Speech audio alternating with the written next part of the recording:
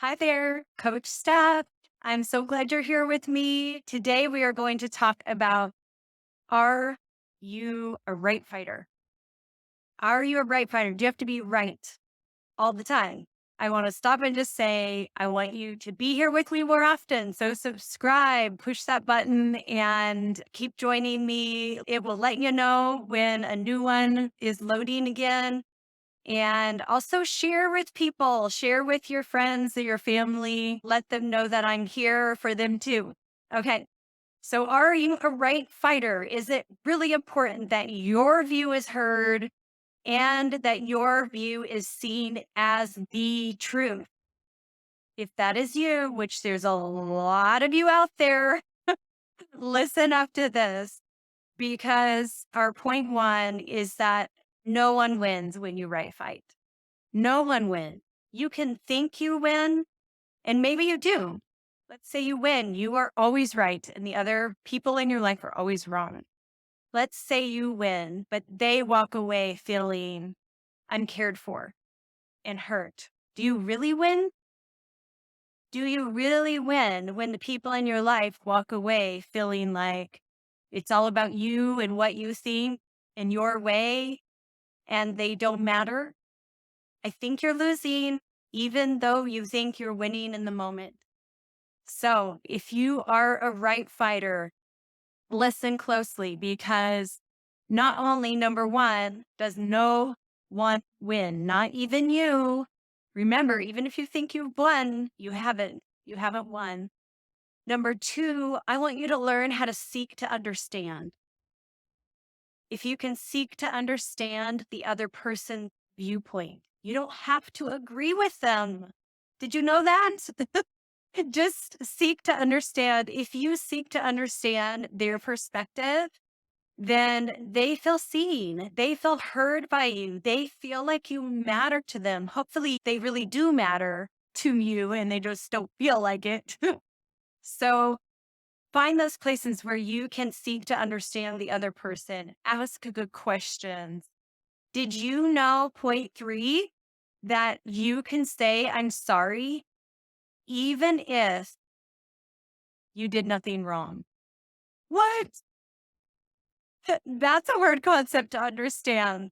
But yes, you can. If somebody is sharing with you, man, when you said that, that really like cut me funny. It hurt me. And I want to talk about this with you. A right fighter will be defensive. A right fighter will say, no, I didn't. I didn't mean it that way. I didn't do this. I didn't do that. And you just enter into, I'm going to fight you to be right. But what if instead you sought to understand? What if instead you said, oh, really? That made you feel like that? I am so sorry. I would never want you to feel that way. Tell me more about that. Let me understand. I want to understand you and what happened in that moment. That wasn't my heart for you, but man, I'm sorry you felt that way.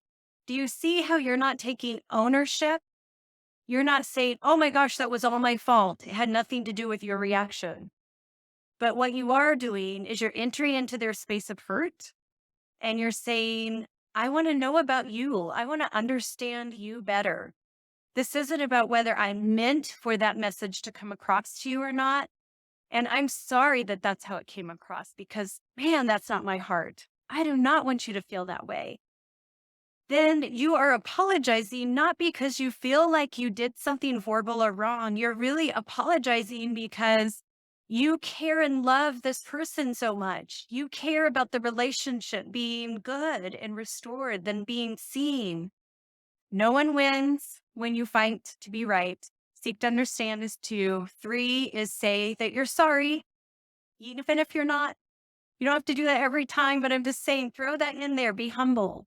Okay. Four is find curiosity. I kind of touched on that already in our above point, but find curiosity. That is how you are moving into the space with another person where you're curious about what's going on behind the scenes that I don't see, that I don't know, that I don't understand. The more you understand what motivates people, what hurts people, The more that you move in those spaces of understanding their heart and what's going on with them, the more you can be a help to them. You can be an encouragement to them. You can be a friend to them.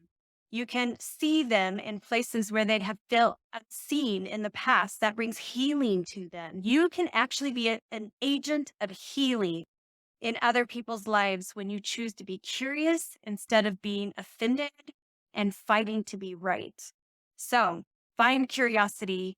And our last point for this one is if you have to be right, if you're listening to all these points and you're like, well, I just have to be right, then I want you to be right about loving extravagantly.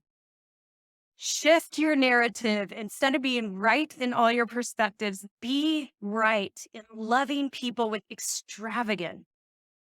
That means really getting into those places of, man, I care about you. How do I show that I care about you? How do I show that when you are upset about something, it matters to me?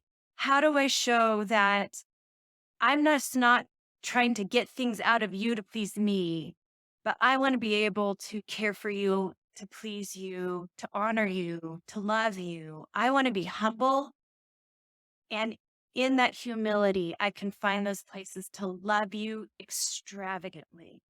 When you're fighting to just be right, you can't love extravagantly. So let your fight to be right be about loving as extravagant as you possibly can. All right, that's it for today. Thank you for being here with me. I love our time together. Life can be super messy, but you don't have to be. Until next time, have an awesome day.